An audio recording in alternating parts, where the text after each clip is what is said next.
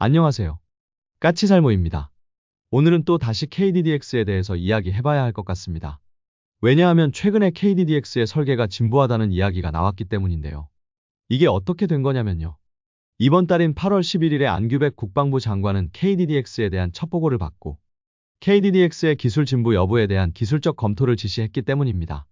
그래서 오늘은 그 이야기를 해봐야 할 것 같습니다. 그 전에 앞서서 방위사업청은 이번 주 수요일인 8월 13일에 현대로템에서 차륜형 장갑차 성능 개량 착수회의를 개최했습니다. 이번 사업은 총 사업비 476억을 들여서 RCWS와 대대급 이하 전투지휘체계 B2CS와 전술 다대형 무전기, 그리고 전방향 감시 카메라를 추가하는 사업인데요. 그런데 여러분도 알겠지만 우리의 차륜형 장갑차는 2017년부터 생산되기 시작해서 보통 장갑차의 수명의 절반인 15년이 아직 안 된 상태입니다. 그럼에도 개량 사업이 시작된 건데요. 왜냐하면 지금 이번에 우리 차륜형 장갑차에 적용되는 장비들 대부분이 차륜형 장갑차가 처음 도입될 때는 아직 우리나라에는 없던 장비들이었습니다. 그래서 차륜형 장갑차는 이미 처음 개발될 때부터 이런 장비들을 개발해서 나중에 추가적인 개량을 할 것을 염두에 두었는데요. 특히 RCWS를 위한 배선이 이미 차륜형 장갑차에는 존재하는 것으로 알고 있습니다. 그래서 아직 수명이 15년이 안 되었음에도 이번에 개량을 하게 되는 건데요. 다만 저도 이번에 처음 알게 된 게 다대형 무전기는 2017년에도 이미 존재하고 있었는데 아직 차륜형 장갑차에 탑재되지 않았다는 걸 처음으로 알게 되었습니다. 왜 생산될 때 이걸 빼고 생산을 했는지 좀 의아하다고 생각이 드네요. 그리고 특히 RCWS는 저번에 소형 전술 차량 사업에서는 현대위아가 승리를 했는데요. 그래서 RCWS는 현대위아가 유리한 상황이지만 현대로템 등 일부 업체에서 무인기 탐지 장비와 연계해서 무인기 요격 능력까지 가진 RCWS를 개발하고 있어서 과연 무인기 요격 능력이 있는 RCWS를 장착할지가 저도 궁금해지네요. 아마 저의 추측으로는 차륜형 장갑차에는 무인기 요격 능력이 있는 RCWS는 장착되지는 않을 것입니다. 왜냐하면 무인기 요격 능력이 있는 RCWS는 무인기 탐지 장비와 그리고 무인기 제밍 장비와 연계되는 장비이기 때문에 이걸 전부 탑재하려면 비용이 많이 듭니다. 그래서 차륜형 장갑차에는 비용 때문에 무인기 요격 능력이 있는 RCWS를 탑재하지는 않을 거라고 저는 봅니다. 그리고 한화가 그리스 해군에 장보고 3를 제안했다고 하는데요. 이게 그리스의 사정을 알고 있으면 상당히 흥미로운 제안입니다. 이번 제안은 한화에서 그리스 해군에게 장보고 3 4척을 건조해주고 그리스 해군이 보유한 U214급 4척의 개량, 그리고 잠수함 건조 기술 이전, 여기에 그리스 현지 기업에게 25%의 참여 등을 제안했고 또 카이가 KF-21을 위해서 개발하고 있는 멈티용 무인전투기의 개발과 생산에도 참여를 제안했는데요. 이게 왜 흥미롭냐면 그리스 해군은 U214급을 세계 최초로 도입한 나라입니다. 그러나 그리스 해군이 도입한 214급에는 결함이 많아서 그리스 해군이 인도받는 걸 거부하기도 하는 등 문제가 많았었는데요. 그리스 해군이 도입한 4척의 214급 중에서 초도함은 독일에서, 나머지 3척은 그리스에서 건조했는데요. 초도함을 그리스가 인도받는 걸 거부해서 제3국에 판다고 하는 소식을 듣고는 저는 그 후로는 소식을 듣지 못했는데요. 이번에 한화에서 4척을 개량해준다고 하는 걸 보니 초도함도 그리스가 인도받기는 했네요. 그래서 그리스 해군은 214급에 대해서 상당히 안 좋은 인식을 가지고 있는데요. 또 여기다가 214급을 건조한 하대배 조선소가 그리스의 뒤통수를 치는 일을 저질러 버렸죠. 바로 터키 해군에게도 214급을 판매를 해버린 것입니다. 물론 그리스 해군이나 터키 해군은 기존에도 둘 다 209급을 운용하고 있어서 기존 함선부터 독일 하대배 조선소로부터 잠수함을 도입한 건데요. 문제는 독일 조선소에서 터키에 판매한 214급은 기존에 비해서 더 성능이 개량되고 무엇보다도 하대배 조선소가 214급의 건조 가격을 낮추기 위해서 자신들의 조선소에서 함선을 건조해서 판매하는 게 아닌 터키에서 214급을 건조해서 다른 나라에 판매하기로 합니다. 물론 터키에서 건조한 잠수함을 제3국에 판매했다는 소식은 아직은 없는 것 같고요. 그래서 독일의 하대배 조선소는 터키에게 214급의 기술을 거의 전부 이전하게 됩니다. 그래서 그리스보다 터키가 214급을 더 잘 알고 있는 것으로 알고 그로 인해서 그리스 해군은 완전히 뒤통수를 맞은 것입니다. 아마 하대배 조선소는 209급부터 터키와 그리스가 나란히 자신들의 잠수함을 도입하고 있어서 서로가 적국이라는 사실을 신경 쓰지 않은 것 같은데요. 그러나 당연히 이 문제에 대해서 그리스 해군은 화가 날 수밖에는 없었고 그래서 오래전부터 독일 하대배 조선소와 손을 잡고 있던 그리스 해군은 더 이상 독일로부터 잠수함을 도입하려 하지 않고 그래서 그리스 해군은 기존에 운용하던 209급의 교체를 위해서 새로운 잠수함 도입 회사를 찾고 있었는데요. 저는 당연히 프랑스의 스콜펜급을 도입할 줄 알았는데요. 그런데 문제는 그리스는 현재 프랑스에도 화가 나 있는 상태입니다. 왜냐하면 그리스는 프랑스로부터도 라팔 전투기 등을 도입하는 등 많은 무기를 구매하고 있는데 프랑스는 한때 라팔 전투기를 터키에 판매하려고 하는 등 여전히 터키에 많은 무기를 판매하고 있기 때문입니다. 그래서 그리스 입장에서는 독일로부터도 잠수함을 도입할 수도 없고 프랑스로부터도 잠수함을 도입할 수 없는 상태인데요. 바로 이 부분을 한화가 파고든 것입니다. 우리 업체들은 이미 214급을 여러 척 건조했고 지금은 214급인 손원 1급을 자체적인 기술로 개량하는 사업을 추진 중이기 때문에 독일의 도움 없이도 그리스 해군의 214급을 개량해 줄 수 있고 거기에 그리스 해군이 기존 209급을 대체하기 위해서 새로운 잠수함을 그리스 현지에서 건조하길 바라는데 그 조건까지도 우리는 충족시킬 수 있기 때문입니다. 그래서 우리 한화는 그리스에 우리의 잠수함을 제안하고 있는 것입니다. 그리고 또 흥미로운 점은 이번에 한화가 카이의 무인 전투기를 그리스에 같이 제안하고 있다는 점입니다. 왜 이게 흥미롭냐면 원래 카이는 LIG와 손을 잡고 있던 상태였습니다. 그런데 최근에 LIG와 카이는 지분 문제 등으로 인해서 결별을 했는데요. 왜냐하면 과거에는 LIG는 소규모 회사였고 그래서 주로 두 회사가 같이 사업을 하면 카이가 주가 되고 LIG가 부가 되어서 사업을 하고 당연히 지분도 카이가 많이 가지고 갔습니다. 그런데 LIG도 성장을 하면서 카이에게 더 많은 사업 지분을 요구하게 되고 그로 인해서 카이와 LIG가 결별하게 됩니다. 그래서 원래라면 전자전기 사업도 카이가 LIG와 연합을 해야 하는데 지금 우리의 전자전기 사업에서도 한화와 카이가 연합을 하고 있고 LIG는 대한항공과 연합을 하고 있죠. 그래서 지금 카이는 LIG와 결별하고 한화와 손을 잡고 있습니다. 그래서 이번에 한화가 그리스 사업에도 카이의 무인 전투기를 같이 제안하고 있는 거죠. 한마디로 카이 한화 연합과 반한화 연합으로 우리 방산업계가 재편성되었다고 해야 할 것입니다. 그래서 이것도 상당히 흥미로운데요. 아무튼 어찌되었던 요즘 그리스가 유럽의 주요 나라들이 터키와 가까워지는 것에 상당히 예민하고 자신들에게도 무기를 팔면서 터키에게도 무기를 파는 것에 상당히 불만을 가지고 있는데요. 이번 한화의 제안은 바로 이 점을 파고든 것으로 그래서 충분히 가능성이 있다고 저는 생각을 합니다.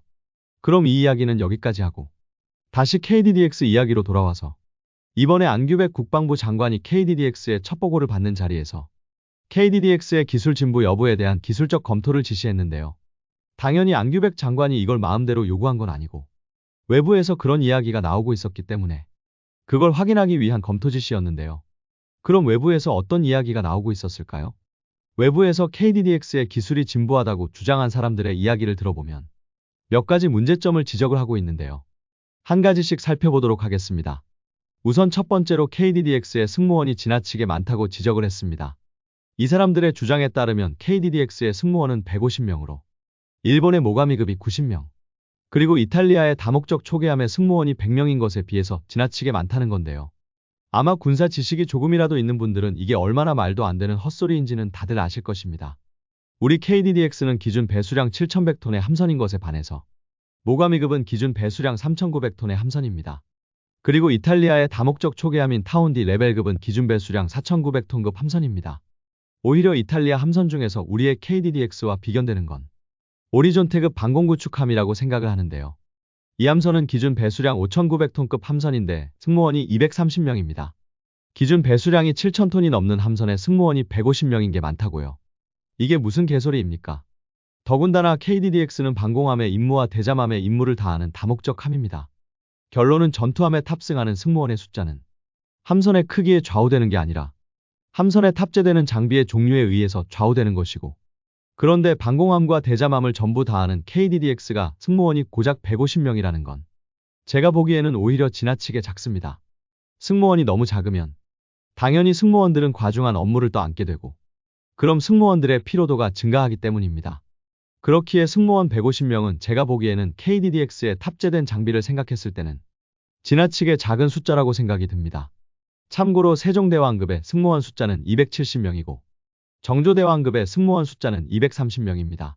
그럼 승무원 숫자 말고 KDDX의 설계를 다시 해야 한다는 측은 어떤 주장을 했을까요? 두 번째는 바로 KDDX의 설계가 이미 12년 전에 이루어졌다는 점입니다. KDDX의 개념 설계는 HD 현대에 의해서 2013년에 이루어졌는데요. 현대가 개념 설계를 한 다음에 갑자기 존재하지 않던 이지스함 건조 사업이 추진되면서 KDDX의 사업이 중단되었는데요.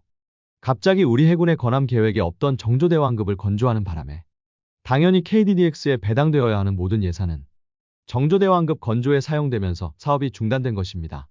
그래서 KDDX의 설계는 이미 12년이 넘었기 때문에 지금 기준으로는 진부하다는 건데요. 그런데 이건 하나는 알고 둘은 모르는 소리입니다. 결국은 KDDX는 모든 걸 해외에서 도입한 정조대왕급과 달리 대부분의 구성품을 국산으로 제작하는 함선입니다. 실제로 KDDX의 국산화율은 85% 정도 된다고 하고요. 말 그대로 기관에 들어가는 엔진 빼고는, 심지어는 외국에서 도입한 엔진의 제어 시스템까지 전부 국산으로 제작하는 함선입니다. 그래서 엄청나게 높은 국산화율을 가진 함선인데요. 문제는 이런 높은 국산화율을 달성하기 위해서 우리는 KDDX를 위해서 정말 많은 걸 개발했습니다. 그리고 우리가 지금까지 개발한 장비들은 전부 바로 12년 전에 현대가 한 개념 설계를 바탕으로 했다는 점입니다. 그래서 만일 지금 설계를 변경하게 되면 지금까지 우리가 개발한 장비들을 사용하지 못하게 되거나 아니면 다시 개발해야 합니다. 그래서 KDDX의 설계는 쉽게 변경하지 못합니다. 그리고 또 어떤 지적을 했냐면 바로 무인기 등 무인전력을 운용할 능력이 없다는 점을 지적하고 있는데요. 분명 KDDX에는 무인전력을 운용할 운용 시스템도, 그리고 무인전력과 통신을 할 통신 장비도, 또 무인전력을 탑재할 공간도 존재하지 않습니다. 그러나 KDDX는 함대의 한 구성원이지 단독으로 싸우는 함선이 아닙니다. 그렇기에 그런 점은 같이 함대를 구성하는 함선들과의 협동작전으로 얼마든지 극복할 수 있습니다. 당장 우리는 무인전력 지휘함이라는 무인기 항공모함을 건조한다고 하고 있고, 굳이 본격적인 항공모함이 아니라도 지금 당장 있는 함선들 중에서도 무인전력을 운용하는 함선으로 개조 개발할 만한 함선은 우리 해군에도 충분히 존재합니다. 당장 우리나라 해군에 이미 존재하는 함선 중에서 무인전력 지휘함으로 임시로 개조해서 쓸만한 함선으로 제가 생각하는 함선은 특수전 지휘함과 그리고 남포급 기뢰부설함이 있습니다. 특수전 지휘함은 스텔스 형상으로 만들어졌고 함선 상부에는 넓은 비행갑판을 가지고 있어서 무인기 운용에 적합하고, 그리고 함선 하부에는 각종 반잠 수정이나 소형 잠수정을 경납할 시설을 가지고 있기 때문에 이 공간에서 무인 수상정이나 무인 잠수정을 충분히 운용할 수 있습니다. 그리고 남포함도 함해 후미에 대형 헬기가 착함할 수 있을 정도로 넓은 비행갑판을 가지고 있고, 그리고 함해 후미에 있는 기뢰 부설 레일은 모듈식으로 만들어져서 기뢰 부설 장비를 철거하고 다른 장비를 설치할 수 있는 모듈 구조입니다. 그래서 제가 보기에 당장 바로 이 특수전 지휘함과 남포함을 우선은 임시로 무인전력 지휘함으로 사용하는 게 가능하다고 저는 생각을 합니다. 그리고 우리 KDDX는 바로 이런 함선들과 함대를 형성하면 되고요. 오히려 KDDX 함선 한 척에 모든 임무를 부여하려고 해서는 안 된다고 생각을 합니다. 그리고 분명 설계 측에서도 밝힌 적이 있는데요. KDDX는 충분한 확장성이 있기 때문에 경납고를 늘린다거나 하는 건 만들어진 다음에는 힘들겠지만 무인전력을 운용할 콘솔이나 통신장비를 추후에 추가해주는 건 충분히 가능합니다. 그렇기에 제한적이지만 어느 정도 개량을 통해서 무인전력을 운용하는 것도 충분히 가능하다고 봅니다. 그리고 마지막으로 인공지능 시스템의 미비를 들었는데요. 인공지능 시스템은 당연히 함선의 내부 시스템 운용에 나중에 적용하는 건 힘들겠지만 함선의 전투 정보 시스템이나 아니면 함선의 무장 등에 적용하는 건 나중에도 충분히 가능한 일입니다. 그래서 이것도 문제가 안 된다고 봅니다. 결론은 일부 지적은 말도 안 되는 헛소리이고 일부는 사실이지만, 그러나 일부 사실인 내용도 함선을 만든 다음에 얼마든지 개량을 통해서 확보할 수 있는 능력입니다. 그렇기에 이런 점 때문에 함선을 처음부터 다시 설계한다는 건 있을 수도 없는 일입니다.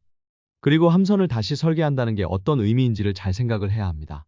당연히 KDDX의 개념 설계부터 다시 해야 한다는 건데, 그럼 그로 인해서 발생하는 시간은 어떻게 할 것이며, 그리고 비용은 어떻게 할 것입니까? 당장 앞에서도 이야기했듯 KDDX는 높은 국산화율을 가진 함선이고, 그래서 대부분의 구성품이 국산이며 이 구성품들은 바로 기존의 현대가 했던 개념 설계를 바탕으로 개발되어 있습니다. 그래서 설계를 변경하는 건 불가능합니다. 한마디로 KDDX의 설계를 변경하게 되면 엄청나게 많은 시간과 비용이 추가로 들어간다는 이야기입니다. 그리고 바로 국방부 장관의 지시에 따라서 이번 주 수요일인 8월 13일 날 방사청은 기술검토회의를 열었고, 이 검토회의에는 국방과학연구소의 전문가들과 그리고 외부 위원들까지 전부 참가한 회의였고, 회의 결과 KDDX의 기술이 진보화되었다고 볼 수 없다는 결론에 도달했다고 합니다. 그런데 문제는 바로 이런 말도 안 되는 의혹 제기를 누가 했냐는 것입니다. 저번에 제가 한화에 대해서 비판적인 이야기를 하니까 어떤 분들이 왜 제가 한화를 그렇게 싫어하냐고 지적하는 분들이 있었는데요. 바로 이런 점 때문입니다. 이런 점 때문에 제가 한화를 싫어하는 것입니다. 결론은 이번 의혹 제기는 일부 전문가들의 입을 빌리기는 했지만 결국 한화가 제기한 의혹입니다. KDDX의 개념 설계는 현대가 했고, 그래서 분명 기술적 우위는 현대에게 있습니다. 그런데 문제는 최근에 특히 방산업체들 간의 경쟁이 치열해지면서 평가위원들이 방산업체들 간의 분쟁을 방지하기 위해서 선정된 업체와 탈락한 업체와의 평가 배점 차이를 기존보다 크게 두고 있는데요. 특히 배점 차이를 크게 두는 게 기술 부분입니다. 그래야지 나중에 탈락한 업체가 이의를 제기해도 반박이 가능하기 때문입니다. 당장 저번에 장보고2 손원 1급 개량 사업에서도 기술 부분에서의 배점 차이가 많이 나서 양사의 점수 차이는 5점이나 벌어진 것입니다. 그래서 지금은 더욱더 기술적 격차에 의해서 업체 선정이 갈리는 경우가 더 많고 배점 차이는 기존보다 더 많이 벌어집니다. 그래서 KDDX의 기술적 우위는 개념 설계를 한 현대에게 있기 때문에 아무리 현대가 벌점 1.8점을 가지고 있다고 해도 현대와 한화가 경쟁 입찰을 해도 현대가 승리할 가능성이 과거보다는 더 커졌습니다. 그래서 바로 지금 한화가 하는 행동이 현대가 과거에 했던 개념 설계를 무력화시키려 하는 행동입니다. 현대가 했던 개념 설계를 다시 하게 해서 현대와의 기술적 격차를 줄이겠다는 것입니다. 철저하게 국익이 아니라 사익만을 위해서 말입니다. 그래서 바로 이런 점 때문에 제가 한화의 행동을 보고 더욱더 꼴보기 싫어지는 것입니다. 한화가 분명 바보가 아니기 때문에 KDDX의 설계를 개념 설계에서부터 다시 한다는 의미가 어떤 의미인지는 충분히 알고 있을 텐데도 이런 행동을 한다는 건 지나쳐도 너무 지나친 행동이라고 생각을 합니다.